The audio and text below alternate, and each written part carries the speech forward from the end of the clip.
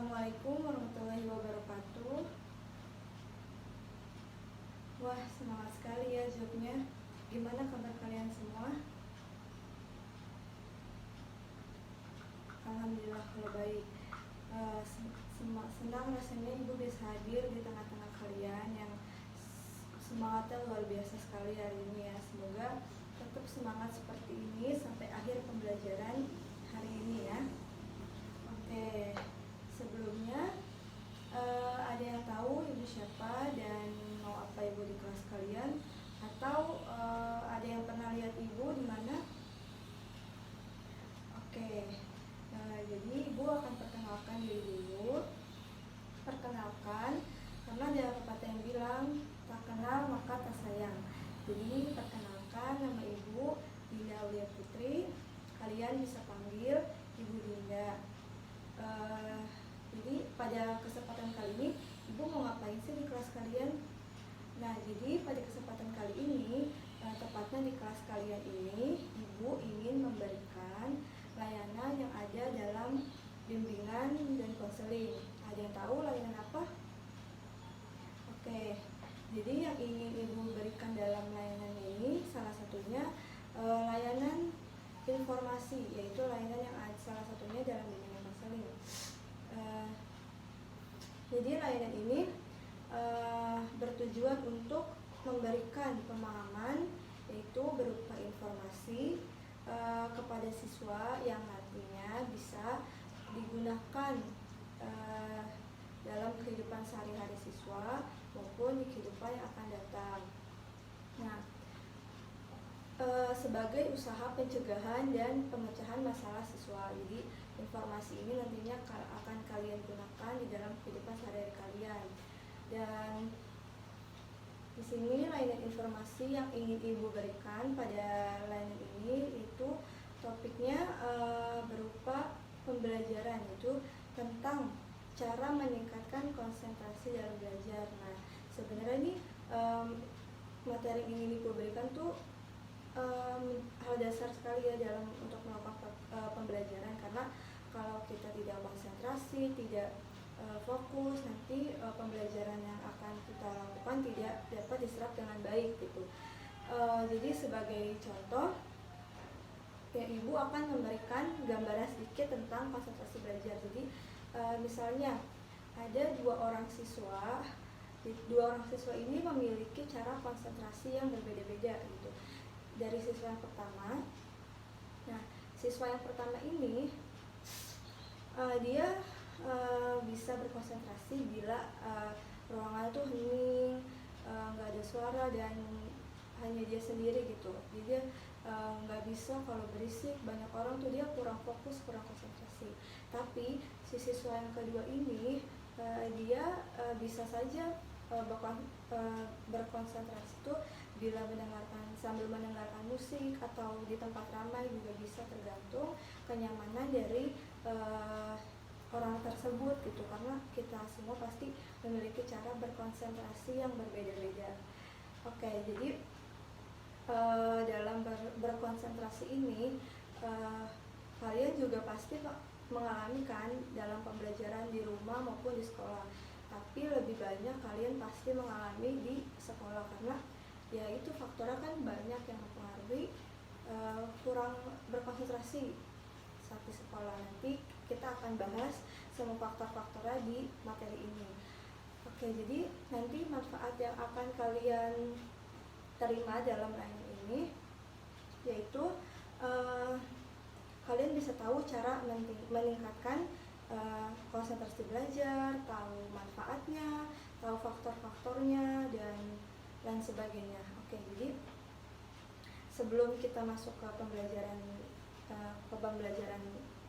lagi, di sini Ibu ingin memberitahukan apabila nanti Ibu sedang menjelaskan materi, kalian harap menyimak dengan baik materi yang Ibu sampaikan ya.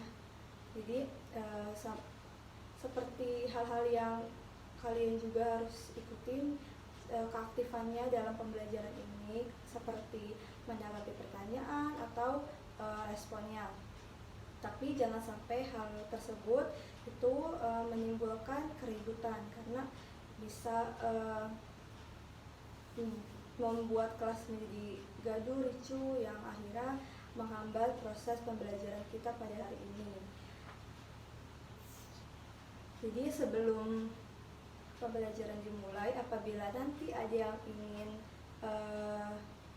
berpendapat atau memberikan saran juga diperbolehkan, dan apabila juga nanti ada yang ingin bertanya atau bercerita tentang materi ini seperti yang sedang kalian rasakan atau yang kalian sering lakukan pada materi ini juga diperbolehkan. Jangan sungkan untuk bertanya. Oke, jadi pada materi kali ini semoga kalian bisa ngerti ya. Dan Ibu juga berharap agar kegiatan ini dapat berjalan dengan lancar. Ibu ingin kalian juga menjaga kerahasiaan dari yang apabila nanti ada teman-teman yang ingin cerita gitu, supaya semuanya berjalan dengan lancar dan agar kegiatan yang kita lakukan dapat berjalan dengan kondusif dan efektif. Ibu minta semuanya agar memahami dan melaksanakan tata cara yang sudah kita tentukan tadi ya. Nanti apabila Ibu sedang menjelaskan materi, Ibu ingin apabila nanti ada ingin bertanya, angkat tangannya lalu sebutkan nama dan pertanyaannya. Nanti kemudian Ibu akan jawab terakhir setelah Ibu menjelaskan. Oke, sudah mengerti kan semuanya tentang yang sudah Ibu jelaskan tata caranya? Ibu harap kalian semua ngerti ya. Oke, sebelum pembelajaran ini dimulai, sebaiknya kita awali dengan doa dulu supaya ilmu nanti yang Ibu sampaikan atau kalian terima dapat bermanfaat dan bisa kalian pakai ke dalam kehidupan sehari-hari kalian. Ya, di sini ketua kelasnya ada. Silakan pimpin doanya.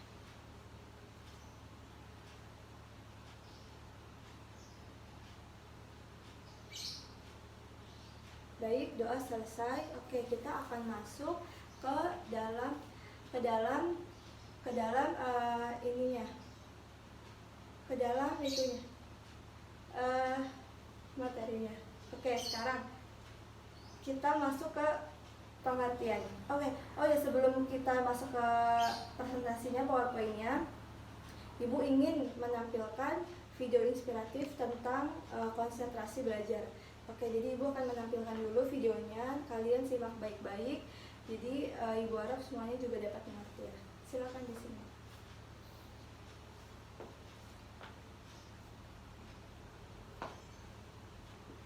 Oke, dari video tadi semuanya udah ada gambaran sedikit ya tentang konsentrasi belajar, dan setelah ini Ibu akan menampilkan materi, lalu kalian simak dengan baik apa yang Ibu jelaskan, semoga juga bermanfaat. Oke, kita mulai sekarang. Di sini Daud, pengertian dari konsentrasi belajar dulu ya. Di sini Daud menjelaskan bahwa konsentrasi belajar itu apa sih? Jadi Daud ini menjelaskan konsentrasi belajar itu adalah pemusatan perhatian dalam proses perubahan tingkah laku yang dinyatakan dalam bentuk penguasaan, penggunaan, dan penilaian terhadap sikap dan nilai-nilai, pengetahuan, dan kecakapan dasar yang terdapat dalam berbagai bidang studi. Jadi konsentrasi belajar ini kita memusatkan perhatian kita ke dalam suatu pandangan gitu loh. Jadi apabila kita sedang konsentrasi, pasti kita memusatkan perhatian kita terhadap guru sedang menjelaskan, supaya nanti dalam proses perubahan tingkah lakunya kita bisa dalam menerima dalam bentuk penguasaan materi, penggunaan materi tersebut, dan penilaian terhadap nilai sikap dan nilai-nilai dari materi tersebut, serta pengetahuan dan kecakapan dasar yang terdapat dalam berbagai bidang studi. Jadi di sini jadi kita bisa menilai materi yang akan kita terima gimana dan untuk kita pakai gimana. Oke, next. Di sini ada ciri-ciri dari konsentrasi belajar. Jadi ciri-cirinya ini ada 4. Jadi yang pertama ini ada perilaku kognitif. Jadi perilaku kognitif itu apa sih? Perilaku kognitif itu yaitu perilaku yang menyangkut masalah pengetahuan, informasi, dan masalah kecakapan intelektual. Jadi biasanya nih pada ciri-ciri kognitif ini, siswa itu memiliki yang pertama ada kesiapan pengetahuan yang tepat segera muncul bila diperlukan. Jadi mereka nih udah siap nih apabila mereka ingin memerlukan materi yang diperlukan. Jadi dia akan siap sendiri dan berkonsentrasi untuk materi yang akan dia terima. Selanjutnya ada komprehensif dalam penafsiran informasi. Jadi dia bisa menafsirkan informasi yang akan dia peroleh, baik buruknya atau perlu tidaknya untuk diperoleh, untuk diterima. Lalu ada mengaplikasikan pengetahuan yang diperoleh. Jadi siswa ini dapat mengaplikasikan pengetahuan yang dia dapat ke dalam kehidupan sehari-hari. Lalu yang keempat ini ada mampu mengadakan analisis dan sintetis pengetahuan yang diperoleh. Jadi mereka ini bisa menganalisis lagi materi yang diterima, yang diperoleh untuk nantinya keperluan dia. Oke, next. Yang kedua ini ada perilaku afektif. Jadi perilaku afektif ini yaitu perilaku yang berupa sikap dan persepsi. Ini dia lebih ke sikap si individunya ya, sikap ke siswanya, yaitu adanya penerimaan, yaitu dia bisa meningkatkan perhatian tertentu, yaitu jadi dia bisa menerima dengan tingkat perhatiannya, seperti dia fokus duduk untuk memperhatikan guru yang sedang menjelaskan. Lalu seperti mengangguk-angguk gitu kan, pasti seolah-olah dia mengerti apa yang diajarkan oleh guru. Lalu ada respon, yaitu keinginan untuk mereaksi bahan yang diajarkan, yaitu bisa berupa pertanyaan yang ia tidak mengerti gitu. Jadi kalau misalkan dia merespon, otomatis dia pasti sudah berkonsentrasi karena dia sudah memperhatikan materi yang diajarkan oleh gurunya. Lalu ada mengemukakan suatu pandangan atau keputusan sebagai integrasi dari suatu keyakinan, ide, dan sikap seseorang. Jadi dia bisa mengemukakan lagi nih pandangan suatu orang tentang pembelajaran sedang diajarkan karena dia berkonsentrasi, atau mungkin dia sudah pernah belajar belajar materi ini sebelumnya, jadi dia bisa mempunyai ilmu juga, jadi dia bisa mengemukakan pandangan yang lain tentang materi tersebut. Next, ada perilaku psikomotor. Jadi yang ketiga ini perilaku psikomotor ini itu biasanya adanya gerakan anggota badan yang tepat atau sesuai dengan petunjuk guru ya misalnya ya di dalam kelas itu biasanya kalau misalkan kita duduk dengan tepat sesuai dengan arahan guru, seperti dia memperhatikan gitu, apalagi jangan sampai mengganggu siswa yang lain atau siswa yang sebelahnya, misalnya gerak-gerak atau gerak-gerak gitu, jadi mengganggu konsentrasi siswa yang lain gitu. Itu nggak baik banget ya, itu bisa memecahkan konsentrasi siswa yang lain. Selanjutnya ada komunikasi non verbal, yaitu seperti ekspresi muka dan gerak-gerakan yang mengerti. Yang tadi seperti itu sudah jelaskan, itu seperti ekspresi muka yang mengerti biasanya kayak mengangguk-angguk atau ya fokus gitu kan. Dan yang keempat ini ada perilaku berbahasa, yaitu pada perilaku ini biasanya tuh siswa memiliki konsentrasi berbahasa yang terkoordinasi dengan baik yang benar gitu. Jadi mereka bisa mentata bahasanya yang baik apabila dia sudah berkonsentrasi kepada materi tersebut. Oke, next yang selanjutnya di sini ada manfaat ya, manfaat konsentrasi dalam belajar. Pasti dong manfaatnya banyak banget karena ini kan konsentrasi itu menjadi dasar ya dalam pembelajaran tentunya. Manfaatnya ini yang pertama itu ada siswa akan jadi lebih mudah cepat menguasai materi. yang diajarkan atau disajikan oleh guru. Dia lebih cepat mengerti karena dia memperhatikan apa yang dijelaskan oleh guru, atau dia merespon, atau dia bertanya apa yang dia tidak mengerti. Jadi dia cepat menguasai karena dia berkonsentrasi dengan satu perhatian, yaitu guru yang sedang menjelaskan materinya. Lalu yang kedua itu ada dapat dipastikan bahwa siswa yang konsentrasi itu dalam belajar dia sebenarnya dia juga sedang aktif gitu. Jadi konsentrasi juga dapat dijadikan suatu tanda bahwa siswanya sedang aktif dalam belajar. Jadi aktif dalam belajar ini bukan berarti ya banyak gerak atau lari-lari gitu. Jadi konsentrasi juga bisa dikatakan aktif karena ia memperhatikan memperhatikan apa yang guru ajarkan gitu. Jadi dia aktif dalam memperhatikan gitu. Jadi dia bisa merespon gitu. Setelah dia berkonsentrasi juga pasti dia bisa merespon atau bertanya tentang dia yang tidak tahu. Yang ketiga ada menambah semangat motivasi bagi siswa untuk lebih aktif belajar, beraktivitas dalam belajar. Jadi dia sebagai motivasi nih, kalau konsentrasi kita bisa lebih bisa fokus, jadi kita membuat kita semangat dalam berkonsentrasi. Seperti misalnya materi yang disajikan ini menarik buat kita, jadi kita lebih semangat lagi untuk fokus dalam materi tersebut.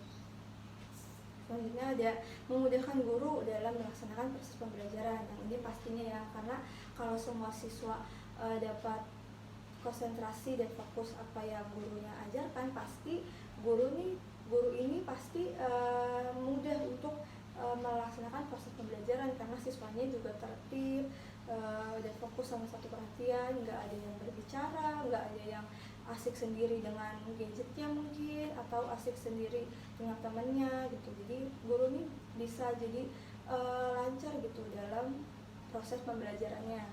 Lalu ada suasana belajar menjadi semakin kondusif. Seperti yang di atas tadi kan, kalau misalkan suasananya menjadi tertib dan semua siswanya menjadi fokus perhatiannya kepada satu aja gitu, kepada guru yang sedang memberikan materi, pasti kelasnya semakin kondusif dan tentunya juga semakin aktif juga siswanya. Yang selanjutnya ada memudahkan siswa untuk mendapatkan pengalaman yang baru. Jadi apabila dia fokus konsentrasi dengan apa yang guru ajarkan, pastinya siswa ini bisa mendapatkan pengalaman baru tentang dari materi yang diajarkan oleh guru gitu pastinya, karena ilmu yang disampaikan oleh gurunya mungkin ini menjadi hal baru atau pengetahuan baru untuk muridnya. Lalu yang terakhir ini ada munculnya hal-hal yang positif, misalnya tidak mau menghayal dalam diri siswa. Jadi kalau misalnya siswa ini konsentrasi dan fokus, pasti siswa ini pikirannya nggak akan kemana-mana selain kepada guru yang sedang menerangkan gitu. Jadi dia bisa fokus dan nggak menghayal gitu, atau dia mikirin yang lain. Jadi dia tetap fokus sama pembelajarannya. Oke, next yang selanjutnya ada faktor yang mempengaruhi konsentrasi belajar. Ini faktornya banyak banget ya. Ini yang pertama ini ada faktor lingkungan. Nah, faktor lingkungan ini meliputi dari yang pertama ini ada suara. Nah, suara ini yang tadi Ibu sudah beri contoh pada penjelasan sebelumnya. Jadi suara ini juga bisa di tempat yang tenang tanpa suara, atau ada juga siswa yang bisa belajar dengan sambil diiringi musik gitu, atau bisa juga dalam keadaan keduanya. Itu tergantung dari siswanya itu sendiri. Bahkan ada juga siswa yang dipaksa untuk konsentrasi belajar gitu, misalnya di sekolah ya. Di sekolah ini biasanya kan kita tidak tahu gitu ada suasana seperti apa gitu. Misalnya di sebelah sekolahnya sedang ada pembangunan, pasti kan itu menimbulkan suara ya, yang nantinya akan membuat siswa ini susah untuk berkonsentrasi. Tapi ya mau gak mau kita harus berkonsentrasi gitu, dan bisa dalam belajar dalam keadaan apapun. Lalu yang kedua ada pencahayaan. Jadi pencahayaan juga ya itu dapat mempengaruhi, karena kalau kita belajar di tempat yang terlalu gelap juga tidak terlalu baik, di tempat yang terlalu terang juga tidak baik. Jadi baiknya itu di ruangan yang cukup terang dan cukup untuk belajar. Jadi siswanya tidak kesulitan untuk melihat atau menyaksikan materi yang dipelajari. Selanjutnya ada temperatur. Jadi temperatur ini ada juga nih orang yang suka belajar di tempat yang dingin atau di tempat yang panas. Tapi balik lagi, tempat yang dingin ini maksudnya yang tidak boleh terlalu dingin dan tidak boleh juga terlalu panas. Karena kalau terlalu dingin juga itu menjadi tidak fokus, dan terlalu panas juga pasti membuat siswa juga menjadi gelisah dan pengen cepat-cepat kelar gitu sama pembelajarannya. Jadi temperatur juga harus cukup lah, nggak terlalu dingin dan nggak terlalu panas, di suhu yang cukup. Selanjutnya ada desain belajar. Itu ada juga siswa yang senang belajar sambil duduk di kursi, sofa, sambil tiduran juga bisa. Tetapi ya ini belajar sambil tiduran tuh pastinya nggak boleh di sekolah ya. Dan untuk belajar sambil tiduran gitu, sambil duduk di kursi di sofa ini hanya dilakukan di rumah. Tapi kalau di sekolah itu ya baiknya duduk di kursi, karena kalau misalkan kita duduknya macam-macam atau seperti apa pasti mengganggu peserta yang lainnya. Oke, next yang faktor selanjutnya ada faktor next ada faktor ini modalitas belajar. Itu modalitas belajar maksudnya menemukan siswa dapat memproses setiap informasi yang diterima, konsentrasi dalam belajar dan kreativitas guru, dapat mengembangkan strategi dan metode pembelajaran di kelas, akan meningkatkan konsentrasi belajar siswa sehingga hasil belajar siswa juga dapat meningkat pula. Jadi semakin banyak informasi yang diterima dan diserap oleh siswa, konsentrasi pun harus semakin baik dan fokus untuk mengikuti setiap proses pembelajaran. Kemudian juga dengan mengatur posisi tubuh pada saat belajar dan mempelajari materi sebelum-sebelumnya sesuai dengan siswa itu sendiri. Next ada pergaulan. Pergaulan ini sangat penting karena ya pergaulan ini menjadi salah satu faktor yang sangat penting ya, karena perilaku siswa ini dapat mempengaruhi konsentrasi belajar. Ini biasanya disebabkan beberapa faktor, misalnya seperti faktor teknologi, itu yang lagi zaman-zamannya seperti nonton TV atau nonton drama, terus nonton game, biasanya main game yang laki, yang cewek biasanya drakor. Itu menjadi faktor yang sangat penting, karena kalau kita sudah kecanduan dengan hal-hal seperti itu, pasti kita sangat sulit untuk berkonsentrasi, karena ya pikiran kita di game dan pikiran kita kayak kapan ya mau main game lagi, kapan nonton drama lagi gitu. Jadi mereka nggak fokus untuk melakukan pembelajaran dan tidak berkonsentrasi karena ia ingin cepat-cepat ya main game, nonton drakor, seperti itu. Hal ini juga sangat mempengaruhi siswa ya, dan dapat berakibat buruk. Jadi siswa tuh susah untuk berkonsentrasi dalam belajar. Yang keempat ini ada psikologi. Nah, psikologi ini misalnya karena ada masalah siswa dalam lingkungan sekitar maupun dari keluarga, jadi ini tentunya dapat menghambat konsentrasi dalam siswa karena akan kehilangan semangat dan motivasi belajar dari mereka. Tentunya ini juga akan berpengaruh terhadap konsentrasi siswa dan pembelajarannya semakin menurun, karena ya tadi kalau misalkan kita banyak pikiran atau banyak masalah, ya pasti kita juga sulit untuk berkonsentrasi, karena pikiran kita pastinya tentang memikirkan masalah yang ada di kepala kita. Nah, selanjutnya ada cara meningkatkan konsentrasi belajar. Nah, caranya ini Itu banyak banget ya. Tapi yang pertama ini ada kesiapan untuk belajar. Metode untuk meningkatkan konsentrasi belajar, siswa perlu dilakukan dengan memperhatikan kondisi murid sebelum belajar terlebih dahulu. Karena sebelum belajar tuh otak dan tubuh ini harus keadaan yang siap gitu, keadaan segar, dengan memperhatikan kondisi fisik dan psikisnya tentunya.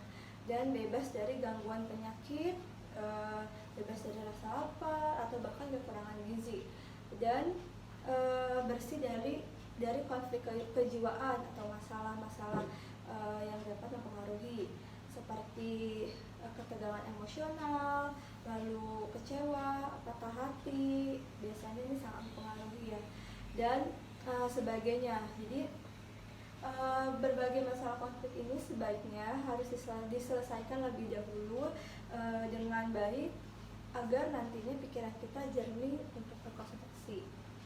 Oke, next ada menanamkan motivasi belajar. Jadi hal ini juga dapat membangkitkan minat serta motivasi untuk belajar. Dan perlu diketahui juga mengenai apa yang dipelajari, tujuan pembelajaran, hubungan pelajaran dengan kehidupan sehari-hari. Nah, manfaat dari pelajaran tersebut adalah bagaimana cara mempelajarinya, kemudian imajinasi dalam berpikir juga perlu dipertimbangkan dan dibiasakan, membayangkan gambaran apa yang akan dipelajari dan memikirkan unsur-unsur penting untuk membentuk gambaran itu sehingga murid menjadi aktif serta kreatif. Lalu ada belajar dengan baik, yaitu metode ini untuk meningkatkan konsentrasi belajar siswa ini memerlukan panduan untuk cara berpikir menyelesaikan masalah pada fokusnya. Juga mengarahkan rasa ingin tahu siswa, selain itu juga memiliki tujuan yang akan dicapai dan tuntas dalam mempelajarinya, mampu menyusun kerangka berpikir dan bertindak selangkah demi selangkah dalam pemecahan masalahnya. Next, ada mengupayakan lingkungan yang kondusif. Jadi untuk mendapatkan hasil belajar yang optimal, maka diperlukan juga terciptanya lingkungan yang kondusif seperti faktor yang dapat mempengaruhi konsentrasi belajar tadi, tempat dan ruangan yang rapi, terus dan teratur, bersih, serta bangku yang teratur seperti di sekolah juga itu bisa mempengaruhi konsentrasi belajar siswa yang efektif. Dan lingkungan yang kondusif berarti juga meminimalkan gangguan dan pengalihan perhatian yang tidak diperlukan gitu, serta tidak mendukung bagi kelancaran proses belajar mengajar, sehingga suasana menjadi nyaman untuk belajar. Lalu ada belajar aktif. Belajar aktif ini jadi agar bisa mengatasi kesulitan pada konsentrasi belajar di sekolah dan bisa memahami dengan baik mengenai apa yang dijelaskan oleh guru, maka siswa harus dapat mengembangkan pola belajar aktif, yaitu pola belajar aktif ini adalah salah satu metode untuk meningkatkan konsentrasi belajar siswa, yang berarti dilakukan secara aktif dan dengan bertanya kepada guru atau teman mengenai hal-hal materi atau yang tidak dipahami gitu. Jadi untuk mengembangkan belajar aktif ini, maka siswa tuh tidak boleh merasa malu atau sungkan untuk bertanya gitu, baik kepada guru maupun kepada siswa atau temannya. Dengan belajar aktif ini, maka konsentrasi belajar siswa dapat meningkat dan mengoptimalkan intensitas konsentrasi belajar siswa. Oke, next ada belajar sambil bermain. Nah, belajar sambil bermain ini memang ya terkadang tuh proses pembelajaran bisa menjadi membosankan untuk para siswa apabila ya tidak ada variasi dari cara mengajar guru gitu.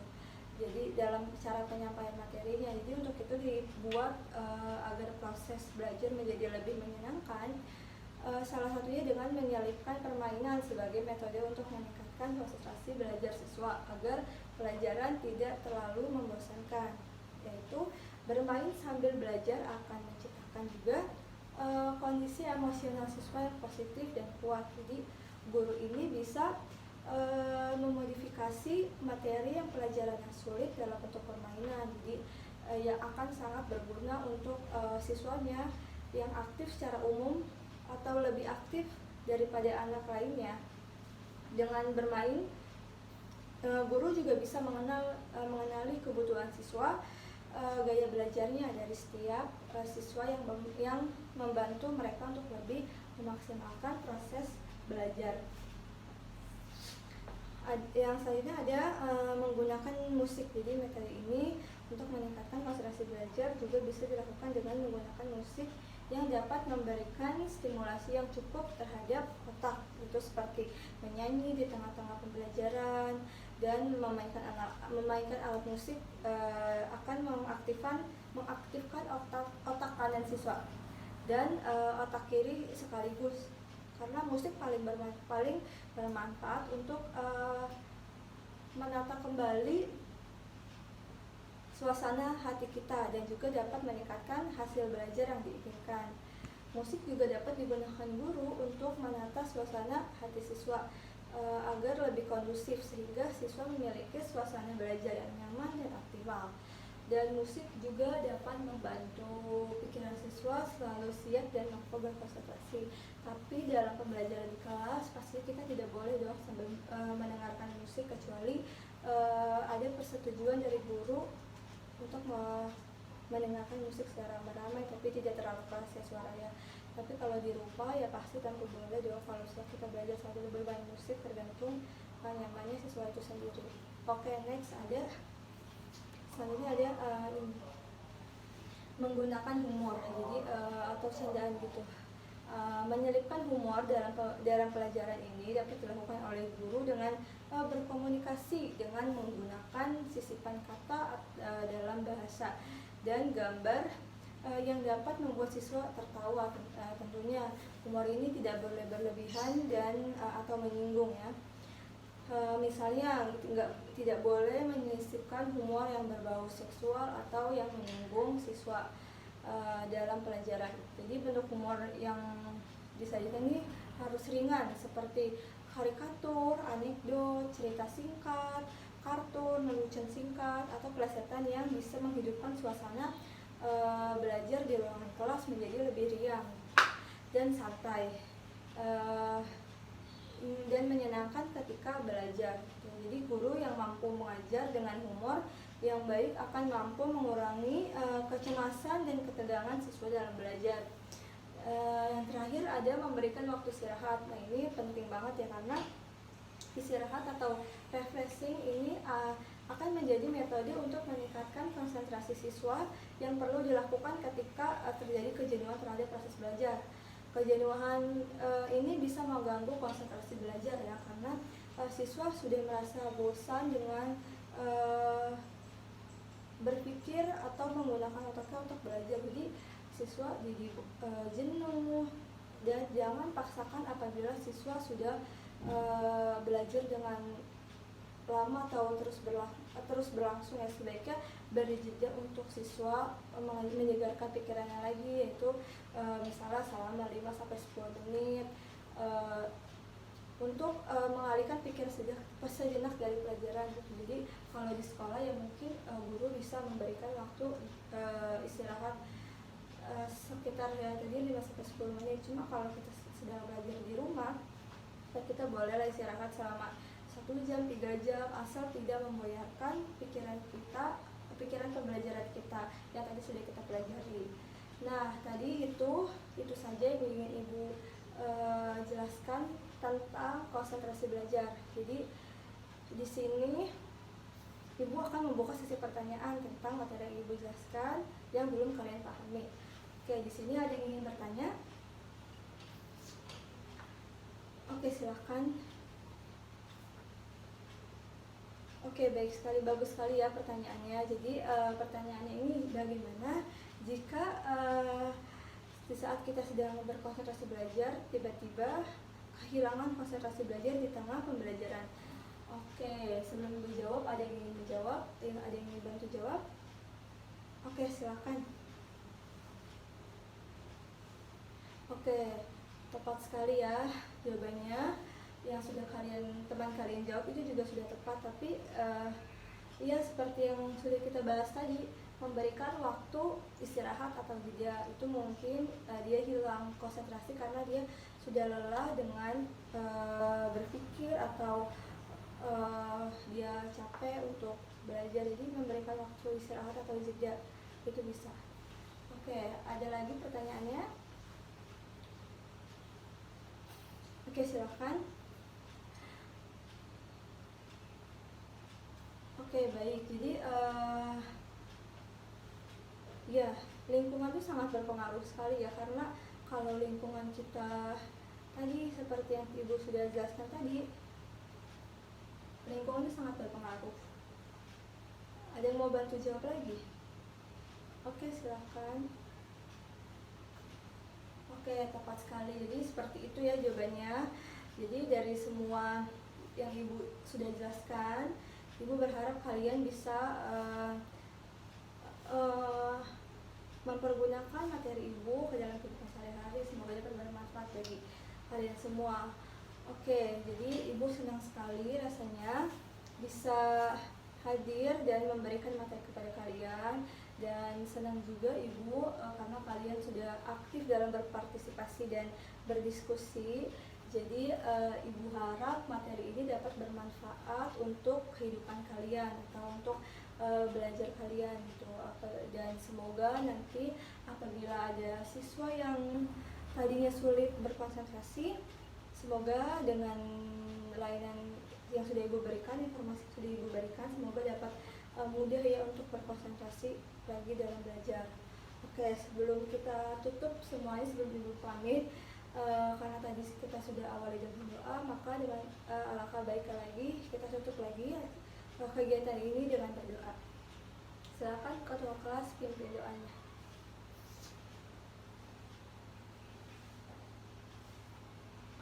Oke, baik, sudah selesai ya pembelajaran kita hari ini. Semoga ilmu yang kalian dapatkan dari materi ini dapat bermanfaat dengan baik di dalam kehidupan kalian. Oke, jadi karena waktu kita sudah habis, Ibu izin pamit. Semoga kita dapat bertemu lagi di lain kesempatan dengan layanan yang berbeda. Semoga kalian diberikan kesehatan, dan Ibu pamit. Assalamualaikum warahmatullahi wabarakatuh.